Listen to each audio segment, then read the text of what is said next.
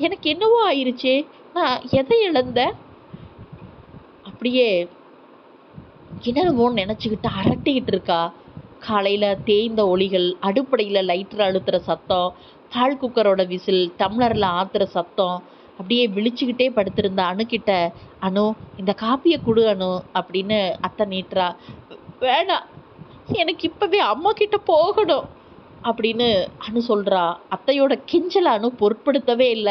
"இல்ல, எனக்கு இப்பவே எங்க அம்மா எனக்கு என்னவோ ஆயிருச்சே!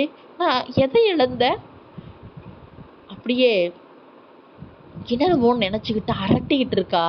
காலையில தேய்ந்த ஒலிகள், அடுப்படியில லைட்டர் அழுத்துற சத்தம், பால் குக்கரோட விசில், டம்ளர்ல ஆத்துற சத்தம்.